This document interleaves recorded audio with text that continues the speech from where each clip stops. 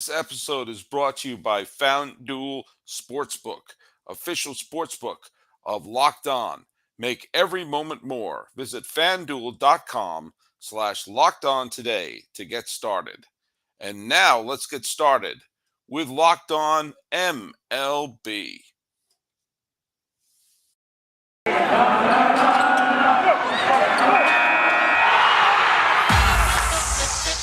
You are Locked On MLB,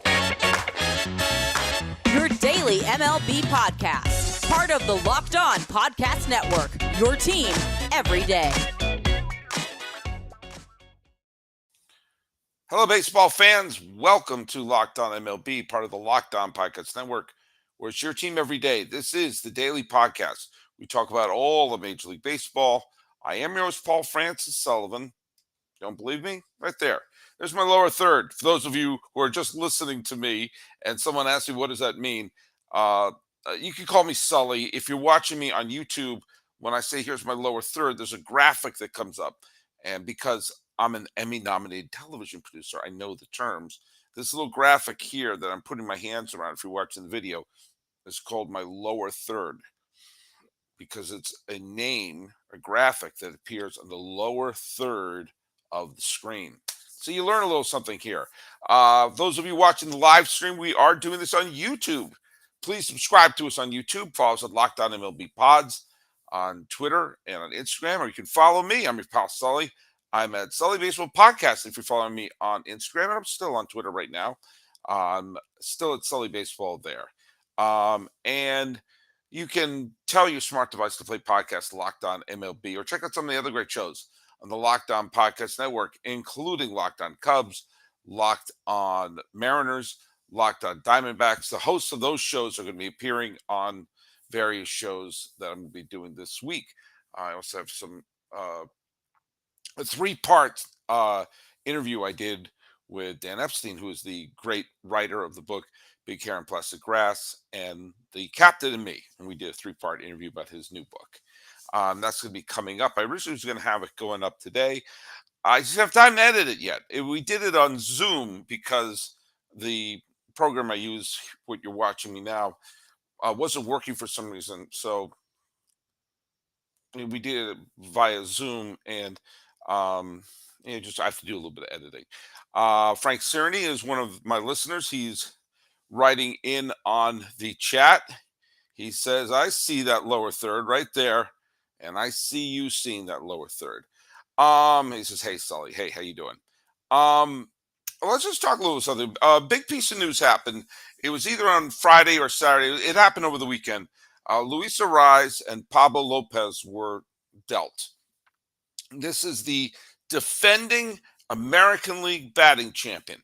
Now, that title doesn't have the same gravitas that it had at one point because there was a period of time that most of the weight of how good a hitter you were was placed in batting average. And it was that way for generations. So it's hard when there's one way it's been done for generations. It's hard to have people accept there's a different title. When stats were brand new, that was a stat that people cling to. And it's still fun. If you're a 300 hitter, that still has a sense of, you're getting lots of hits. It's just we started to understand it was a flawed metric. If you're batting 350, 360, you're clearly doing something well, okay?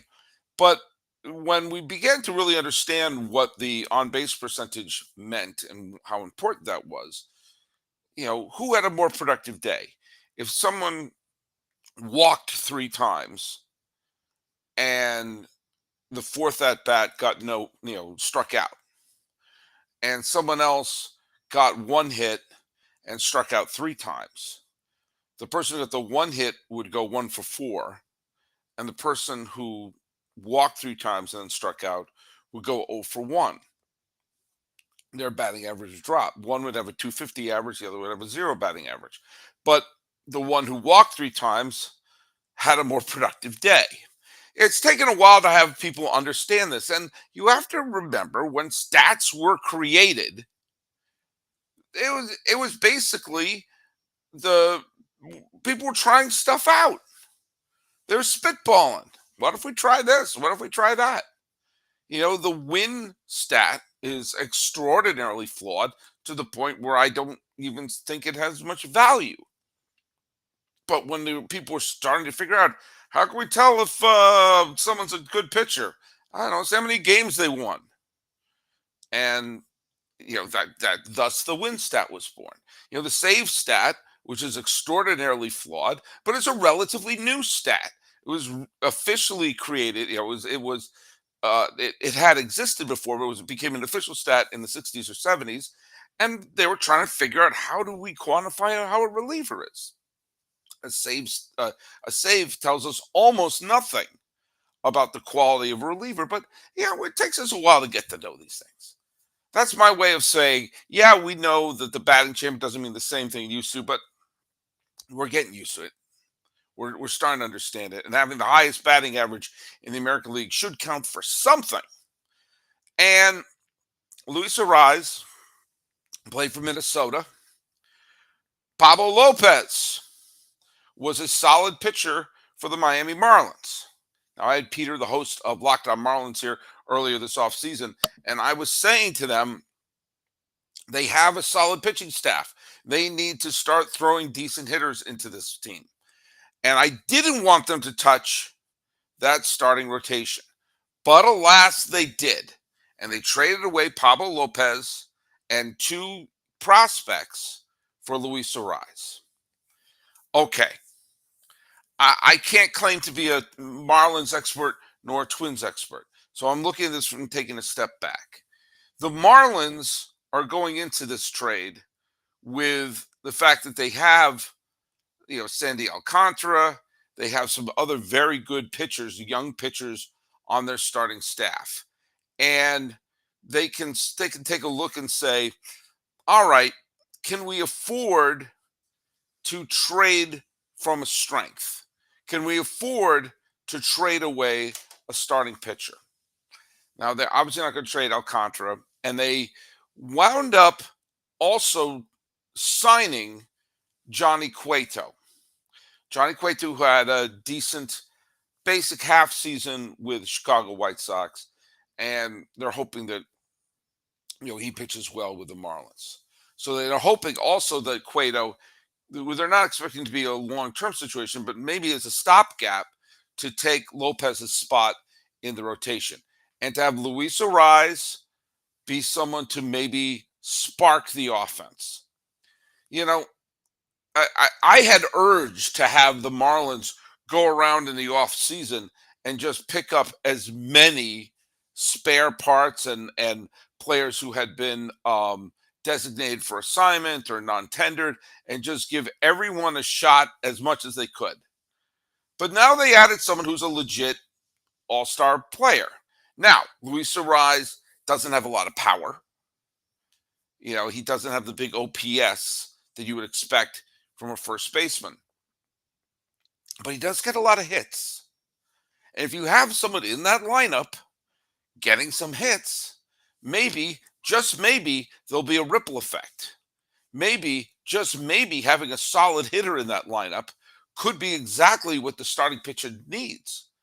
Sandy Alcantara won the Cy Young Award pitching for the Marlins, and deservedly so. He had an outstanding year, but there was a lot of times he lost, low-scoring games. He's had some complete game losses along the way. Sometimes he should have won, but it was super close at the end or went to extra innings or whatever.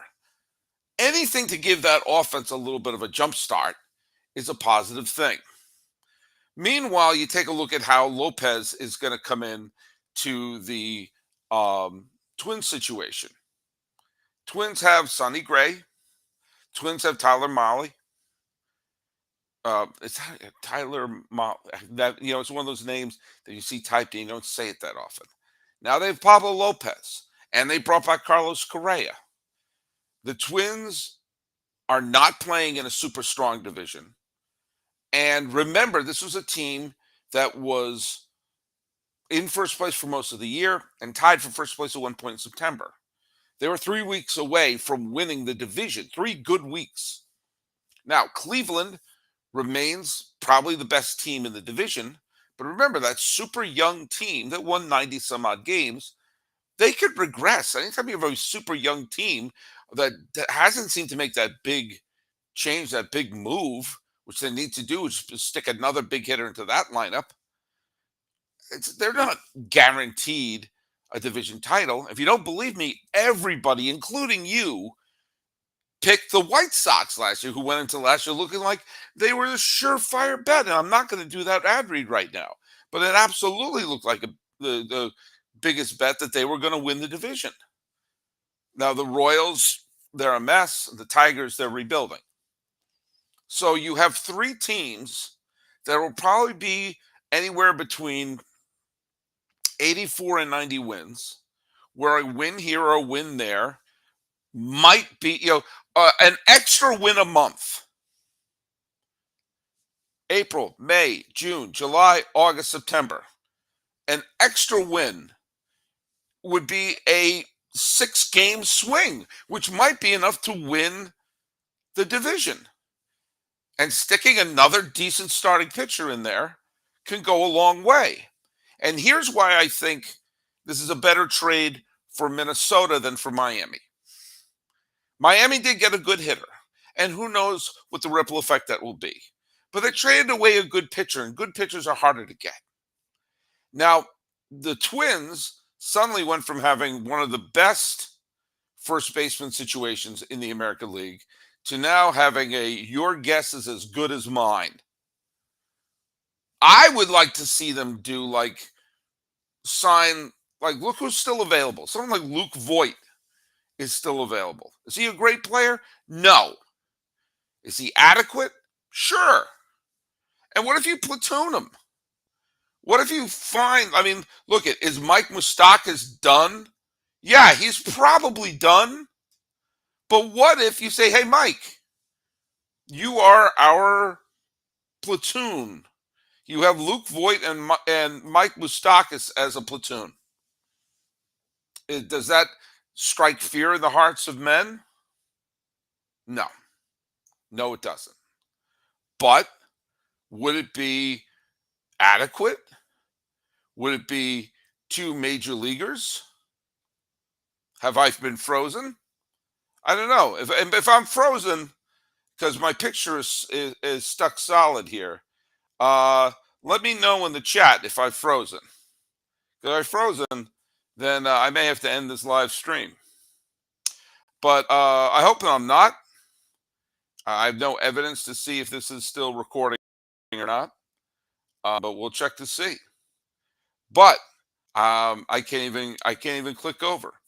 But I guess what I'm saying is, in the outside chance that that this is still recording, I think this helps the Minnesota Twins a tiny bit more than it helps the Miami Marlins, because the Twins took another step forward in terms of and in terms of making the team work as a potential pennant contender. And I'm just going to keep soldering on through. According to Frank Cerny, I'm not frozen, so I'll take your word for it. I'll take your word for it.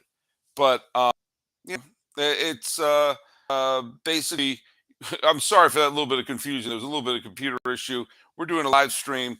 These sort of things happen. But we're going to keep on moving and letting you know. I'm trying to click over here, folks. Having a little bit of technical issues here. But we may really take a look to see if the Twins are the elite team in American League Central and whether or not this is going to work out. I'm really trying to click on a button here to open up what I'm supposed to be reading.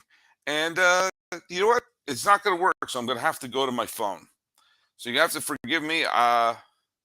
Forgive me for the technical issues here. And I'm going to just tell you that we have a brand new sponsor, and one that I have to use to open up on my phone in order to get. So please forgive me here. Our brand new sponsor is FanDuel. That's right. We're going to go to FanDuel. I can't open anything, and unfortunately, it's not the original copy that I know so darn well, and you know so darn well. So give me one moment, folks. Everything's frozen on my computer, and so I'm going to take everyone's word for it that mine is not frozen, and let you know as I open up on my phone that, drum roll please, FanDuel. The National Football League playoffs are here, and we're excited about our new sports betting partner for Locked On because they're the number one sports book in America, FanDuel. If you're new to FanDuel, that's even better. They have so many great features that make betting on sports fun and easy.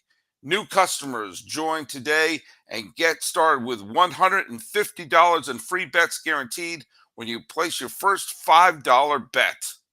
And there's going to be some great games going on. We're going to have the 49ers. They're going to be playing the Eagles. We're going to be having the Bengals and the Chiefs. So some of the same old faces are going to be showing up. I feel pretty badly for the good folks of Buffalo.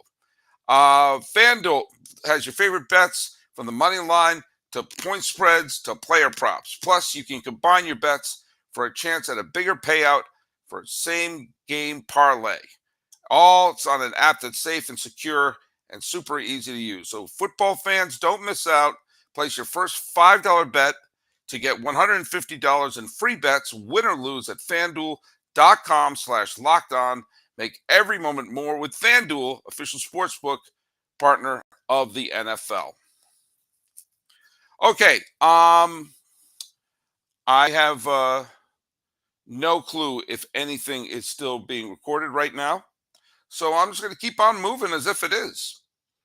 This is really interesting. I'm sorry, people who are listening to me today kind of fumble and stumble this, but I can't tell if my computer's crashing, and I can't tell if I can continue going here. But I'm going to keep going. I want to just point out a couple of nice video comments that I've gotten. The Video Bell wrote to me on YouTube. I got to just use my phone now because my computer is acting crazy. Sully, this is regarding, I did the White Sox Stadium Odyssey, which was the podcast that I dropped on Friday. It said, Sully, I'm so glad if you didn't hear the show, it was the one where I was walking around Guaranteed Rate Field and was basically recounting the history of the White Sox and then playing Guaranteed Rate Field. Says, Sully, I'm so glad you had a flight on the way to Philadelphia because that was awesome. Thanks, buddy. I listen to Locked On MLB all the time on Spotify, and I listened to this episode on there, but I thought I should switch YouTube to see what you were doing, and it would really enhance the storytelling. Thank you, by the way. I'm a Phillies fan in Scotland. We have Phillies fans in Scotland, folks. Okay, let's just see what else we have here. Okay, thanks, Frank, for letting me know. I'm sorry for the technical difficulties we had here. Dan Thompson wrote to me about Carlos Correa's ankle. Correa's ankle was a concern with the physical, not his knee, which I find interesting because he's never missed a game in the majors due to his ankle. We'll see where that leads him. This one I thought was interesting. This is from D-Moore 454. Back on January 1st, I did the Suffering Index podcast where I talked about, I quantified teams that are suffering and fan bases that are suffering, kind of like how Buffalo is suffering right now. And I had all sorts of equations based upon years waiting for a championship, years since the last appearance in the playoffs, number 100 lost seasons, do or die games lost. And I keep trying to add stuff to the equation to sort of, for the lack of a better word, come up with a more reliable metric for suffering. D Moore 454 had a couple of suggestions. He said the fans having legitimate reason to get their hopes up only to have their dreams crushed. Fans continues being he used a dirty line. Let's just say having their expectations pulled out from under them by stacked roster factors. This would be things like 100 plus win seasons that didn't lead to a championship since your last championship, with increasing multipliers for earlier exits in the playoffs. Set number of bonus points for each season that would qualify as a stack that didn't win a championship. Next, X the players, adding the players who are on a team, all-star players on the team where you have absolutely stacked rosters with all-stars. Numbers continuous seasons in a row. The team had this stacked roster uh, prior to them winning a World Series. Number of World Series appearances by the players on the roster since that season left the team with championships since leaving the team, counting double. In other words, take into account when you have teams where you just completely filled the squad up with all stars. I'm looking at you when the Phillies had Cliff Lee, Roy Halladay, Roy Oswalt, and Cole Hamels. They never won a World Series title with that squad. They did with Cole Hamels, but when they started adding in all the other aces, they couldn't win. Roy Halladay never got to the World Series, despite playing on some of the most stacked teams of all time. There's something to be said about that. When you have a team where you have super high expectations, maybe even a super team quality to them, only to get punched in the face. Um, yeah, that's interesting. It's making my job more complicated. It was already pretty complicated. There's another factor, though, that comment made me think of another potential factor to include that adds to the suffering is I kept in the equation the number of times that a team played in a do or die game, a game 7 of the World Series of LCS, a game 5 of the Division Series, a 1 game playoff, a wild card game, a wild card series game 3, all those different things that add to it. Like when you lose one of those games, you think we could have won, we could have advanced, we could have won. And then I realized there has to be another factor. And this really is the, punch to the face of a suffering fan base, which is the number of times your team was either 3 outs away from clinching and advancing or winning, or 1 swing away. And I'll explain to you the difference. If you went into an inning, like I'm just going to take a team, Cleveland in 1997, were 3 outs away from winning the World Series against the Marlins. And the Marlins rallied and ultimately won in extra innings.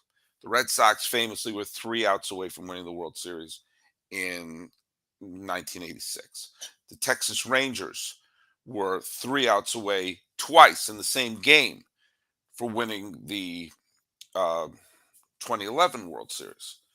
There have been other instances, the Yankees in 2001, and there have been instances where a team is 3 outs away from winning the pennant, from winning a wild card series and everything, and there's a rally.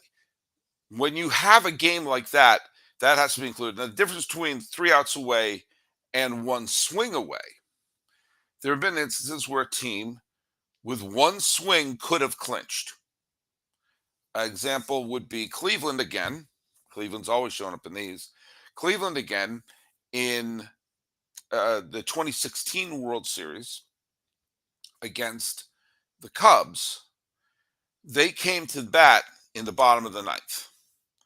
Carlos Santana, Jason Kipnis, and Lindor all came up against Roldis Chapman. If one of those players hit a home run, Cubs would have won the World Series. The 1 or 2 years before, 2014, when there was a runner on third, the Giants were winning by 1 run, and Salvador Perez was at the plate against Madison Bumgarner, and there was a runner on third. Salvador Perez hit a home run. the Royals would have won the World Series. So that's one being one swing away. There have been other instances that the the A's several times were one swing away from winning a series here or there, and that has to be included. That has to be included in the suffering index because if you have a team that has on multiple occasions uh, had a chance to advance and don't in the not just like we if we win this game, if you get through this inning, and if that happens, that has to be that has to be added to the whole suffering index. That has to be included. So and for some teams that will make their suffering index go through the roof. I just mentioned casually Cleveland a few times, Oakland a few times, Pittsburgh a few times. They were in 1991. If Andy Van Slyke hit a deep fly ball, if it didn't hook foul and cleared the wall, the Pirates would have gone to the 1991 World Series. And then they got to one out, actually two strikes away from going to the World Series in 1992. And Francisco Cabrera, of all people, got the pennant winning hit. And there's also a couple other times that they just got Pittsburgh, poor Pittsburgh. But there you go. That you see, that has to be added to the equation because that is real suffering, absolute real suffering. I just want to say one last thing here before I throw my computer into the Pacific Ocean. I want to pay tribute to Sal Bando. And Sal Bando was a player. He just died over the weekend. And these are players that we often celebrate, and sometimes you celebrate when you witness them, you celebrate when you rooted for a team, and maybe history isn't always super kind to them. Sal Bando played for an Oakland Athletics team that won 5 straight division titles and won the World Series in 3 consecutive years, 1972, 1973, 1974.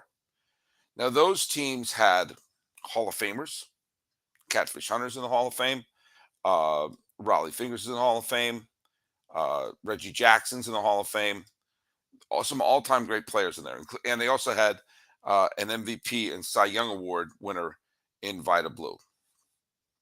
Sal Bando was the captain of the team. Of that team that I just rattled off, Cy Young Award winners and MVPs and legends and superstars, the leader of that team was Sal Bando. He was one of the mustachioed A's from that time, but he played every day. You look at his baseball card year in and year out, he's playing 162 in the 160s of his games every single year. He would hit 20 some odd home runs, sometimes more, in an era that didn't have super high home run totals. Played steady defense, but was the leader of a team that was tumultuous, controversial. They had a fight breakout in the locker room where one player, Blue Moon Odom, was trying to strangle another player, Vida Blue, during the celebration of winning the 1972 American League Championship. They were celebrating. They won. And they still got into a fight. If anyone says you need to have a close-knit, loving team in order to win, may I introduce you the Oakland A's of the mid-70s. And yet, they had, when they were on the field, a common goal. That was to win. And Sal Bando was the leader of that team. And when people casually will bring up the team and remember all the great players, if you didn't know the A's well, you'll just, as I said, rattle off the superstars. And Bando was an all-star. And Bando was a beloved player for people who saw him. But for the people who didn't see them or didn't experience that team and only knows the stars, they may forget the effect that Sal Bando had on the team. And these are sometimes the players that you need to reward and you need to remember. The Roy Whites on the Bronx Zoo teams, the way, the Kevin Millar on the Idiots with the Red Sox. Sometimes it's not the big star who's the center of that team. Jason Varitek was the captain of the Red Sox when they had Pedro Martinez and David Ortiz and Johnny Damon and Manny Ramirez and all them. Sometimes it's that type of player who is the anchor of the team. And you know what? It made me think, because I talked about this the other day regarding um, segregation in baseball. I know it seems like a strange leap there, but players were kept out of baseball for the first half of the 20th century, and probably deeper into it than that. And eventually, the stars of the Negro Leagues got to become stars in the Major League.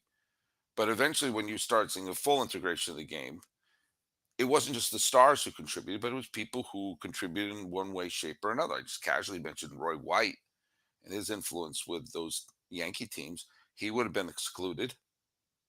Someone like a Bill Madlock, who was not a Hall of Famer, but a good, solid all round player, or a Lonnie Smith, or an Al Oliver, players who were anchors on certain teams, not the big superstars, not the Hall of Fame players, but the players that helped keep a team together and contributed and made the players around them better.